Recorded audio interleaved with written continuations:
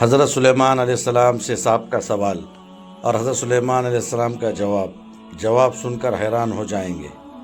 حضرت سلیمان علیہ السلام جنہیں اللہ نے بے مثال بادشاہی عطا فرمائی، ایک دن اپنے تخت پر ہوا میں پرواز کر رہے تھے۔ اچانک ان کی نگاہ زمین پر پڑی جہاں ایک سانپ حیرت سے ان کے تخت کو تکتا کھڑا تھا۔ انہوں نے فوراً ہوا کو حکم دیا، مجھے اس کے قریب لے چلو۔ تخت نیچے آیا اور سب حیران رہ گئے جب وہ سانپ آہستہ آہستہ چلتا ہوا آ کر حضرت سلیمان علیہ السلام کے قدموں میں بیٹھ گیا۔ حضرت سلیمان علیہ السلام نے نرمی سے پوچھا، اے مخلوق خدا، تو غمگین کیوں ہے؟ سانپ نے آہ بھری اور بولا، اے اللہ کے نبی، میں ایک سوال کرنے آیا ہوں۔ انسان سب ایک جیسے لگتے ہیں، مگر مجھے بتائے اللہ کے نزدیک سب سے معزز انسان کون ہے اور بدترین کون؟